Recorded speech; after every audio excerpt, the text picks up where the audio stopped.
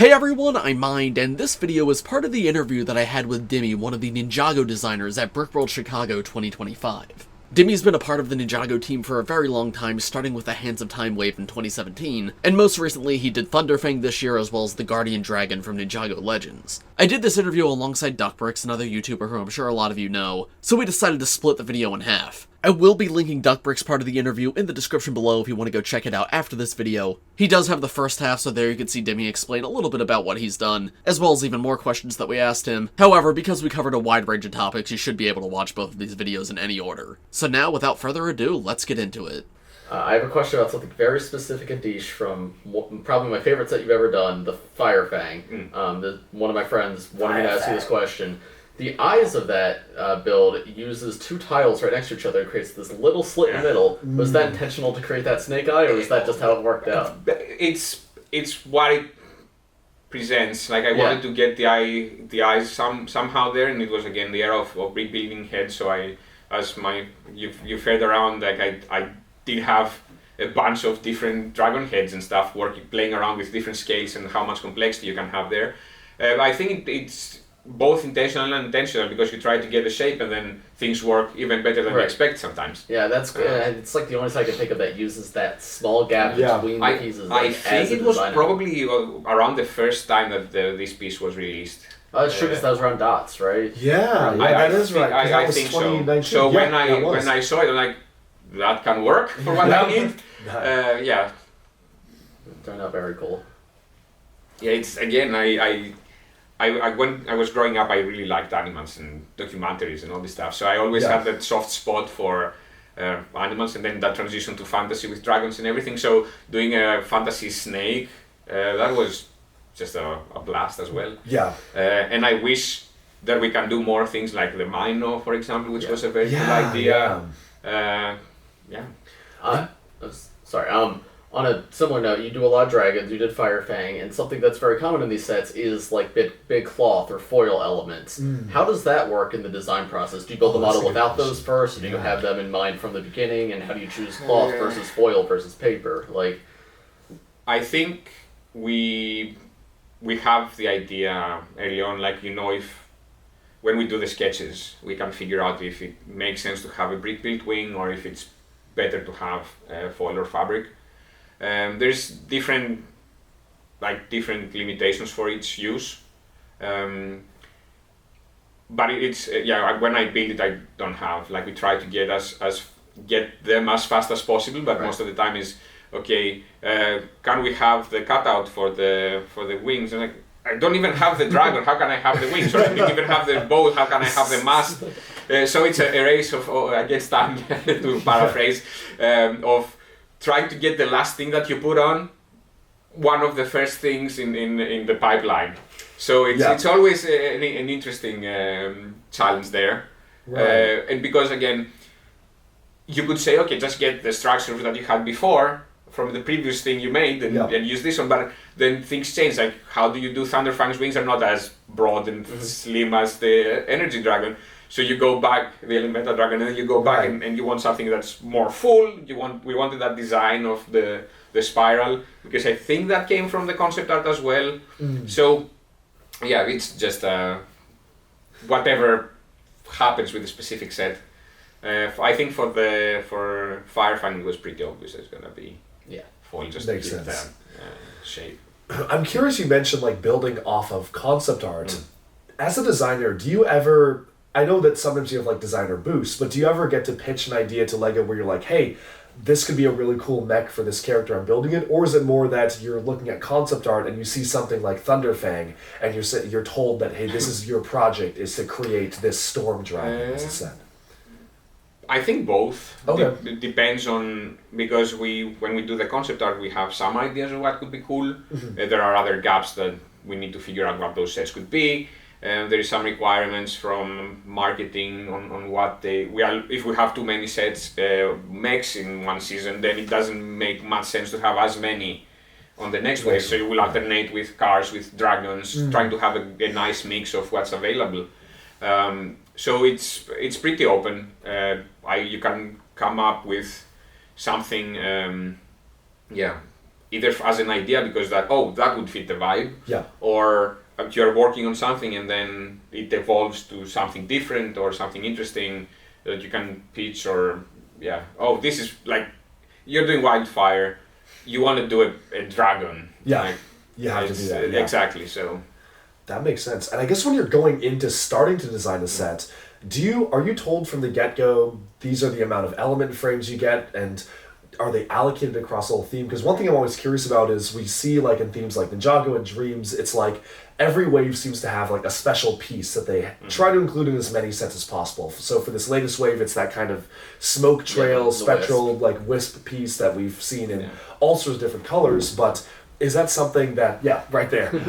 So is that something that you're told, like, try to factor this piece into your design? Like, how does the development of stuff like that come in, as opposed to sets that get their own, like, unique pieces? This is more, again,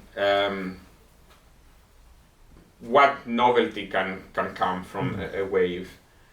We had situations where it's very deliberate, like when we did the Hydro Bounty in that season where we did the new shaped blade, because you feel that the old element that we were using, the technique winglet, was too generic, and maybe sometimes get the old designs get a little bit older, and then you try to say, okay, can we do something that is more Ninjago? So you spread it through the sets to create points of a similar design aesthetic, because things are so different between a car and a mech. Then you find the points where, this is a cohesive line. It's the same for the bad guys sometimes when they have a specific look. You do it with color and you do it with elements. The wisp, which I really like as an element, I think it's amazing and long overdue. I love that piece. For mocks and stuff and whatever. And it came out from just doing the concept art for this season, where you have the bounty flying through the mist and you have that trail. So you're thinking, okay, you don't have smoke machines in the set, so you cannot have that vibe. How can you just find ways to express it? And that was a very good way of doing it. That's and the fact that it worked as a streamer as well for the mech, for the Fire Knight mech, is even better. And then you've got it on the jaws of the J Dragon. Yeah, exactly. You know? Then, so it's just a cool thing, and it comes down to expression, and that's why I think we have the example here where the design cues for the big climbing hook came from that original blade, the small ones from the Seabound.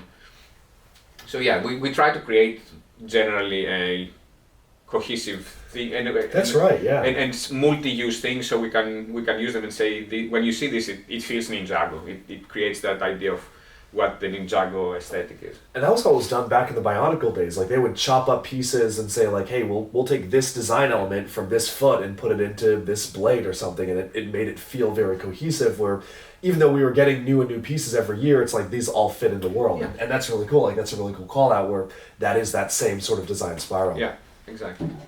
Very cool. On a similar note of new elements, this wave, including the Guardian Dragon, which you designed, has that new dragon head. And something I find very interesting about this wave is it doesn't have a magic bottom jaw. Both the dragons that use it have brick-built bottom jaws. Could you talk through the idea behind that, mixing and matching? So it has to do with difficulties on what connection it would have if you have the different jaw. Again, it's limiting because you see, to get different dragons, we had to make such a variety of different elements for the bigger heads, to be able to differentiate between them. And in this case, we had the Ryu head. We felt that there were some things that we can improve, and of course create a new look. It was initially I wanted this for the Guardian Dragon, and then it cascaded to the Bounty and then Rontu. And the brick build jaw is just, I found a way to make a jaw that fits this, that was missing from Ryu, for example, and it was just an improvement within the confines of having one element for the head, and then we need to figure out what else we can do for the jaw, if that explains it a little bit. Yeah, that makes sense. Thank you. Yeah, no, it's really cool, because I saw in the prototypes that you were showcasing at the presentation, there were some versions of the Guardian Dragon that used the Ryu head instead. So did you ever consider just using that head, or did you always know you were going to have a new head to work with? I was considering it. The problem with that one is the built-in line for the mouth. That's a little bit distracting. So we pretty early decided that the best option for this is to just do something new and not expand to that size of dragon heads, which for me, I like the smaller heads in dragons, again, because it design-wise, it gives a sense of a bigger scale. Yeah. When you have a bigger head, it makes everything a little bit smaller, a little bit better for toy and of course more aggressive. Yeah. But especially for something like the Guardian Dragon, I think it was worth going smaller. And it also gives us the flexibility of sometimes doing bigger heads, sometimes doing smaller, and getting that, especially in that scale, it's very difficult to brick build something. And so we try to expand, hopefully, on that as well. On a similar note with the concept art, one of the concepts we saw had the leaf dragon from the Tournament Temple City at the base of the model. Was that just reused for a concept model, or was that originally designed for that set and then got pulled out for the Tournament Temple? Repeat, sorry, because I missed that. The leaf, like the brown leaf dragon in the Tournament Temple City, one of the concepts you showed us had that at the base of the neck. Yes, so we're trying to figure out what the display mech for Ninjago would be. And of course, a dragon makes all the sense in the world in the Ninjago context. So it was just a try of scale. Could it be a dragon? Could it be big enough or small enough? Would it need to be removable? I think it was just put there because we have a dragon of A scale. You can place it there instead of spending time to prove a point. You can try it there, and if that feels that it's the right decision, then you can expand and change it. So that was made for the tournament. It's just grabbing it from there, from the display, and putting it there to see what the scale looks like. Because I know sometimes sets sort of like move around and certain parts get taken. Because I saw Lee's write up like the Aaron jet was originally like very similar, like it was the same project as the transforming jet, and they sort of got split out into two. It's different things that happen. For example, it's very difficult around the office to find a complete copy of anything, except for a display that we have where we try to keep them because I need this blade. It's either walking down the building to get it, or just grab one from or I want. I don't know, and a mech hand for now to see just the sequence. So grab one. I do the same thing with my own collection. It's like I need to find this piece. Either I can dig through in bins, or on Bricklink, these 5 sets have that piece. Exactly. I'm just gonna grab it from there. And it's just a matter of speed, and especially when you are in the flow of doing something, any disruption might get you completely out of it. So. Where can I find this piece? Just plug it on. That makes sense. Or I want to see if this thing actually can stand with the weight distribution, so I just need a foot instead of building a foot. Grab a foot. It's a problem for another day. Figure it out later. Pretty much, I guess another similar question is, I know a lot of people were super excited about that concept art posted online. I see a lot of discussion about one of the versions of the mech was kind of a bluer color scheme. Was that a Nia design, or was that a J1, or was it specifically... Both. I think it was just a J initially. I don't know. There was a shift towards wanting to do that because we've done a lot of red mechs lately. But again, it was for the story. You said it was shifted because that was like a huge boost from Doc and Kevin wanting to do a Kai story. So. Doc did reveal Kai is his favorite character in dinner. Oh yeah, you weren't there. Over dinner, like a kid came up and like recognized him and asked who his favorite character was, and Doc was like, "Oh, it's Kai." So maybe that's why. Awesome. Well, I think we're probably close to wrapping up here. Any final questions from your end that you want to ask? I don't think so, but I just want to thank you very much for your time. It's really great getting to talk to you, and I'm sure people are going to love hearing from you as well.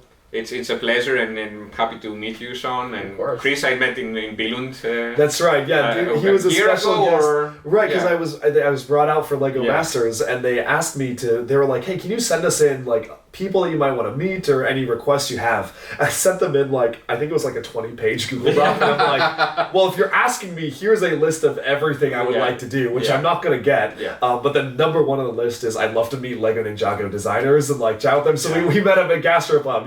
I remember that. That was awesome. Nice. Yeah. Well, it's good to see you again. I mean, obviously we're coming out to Billund later this year again, so I'm sure there's going to be. I might pull the trigger and be there at the. You got it. You got it. I think for the 50th anniversary. Come on. I've let Lee and Nick take the last ones for a while now, so I might do it. Well, at the very least, we all got to have a Ninjago team dinner when we're there. We'll figure it out. That would be awesome. Thank you guys. Thanks for your time, man. I really appreciate it. Thank all you. right.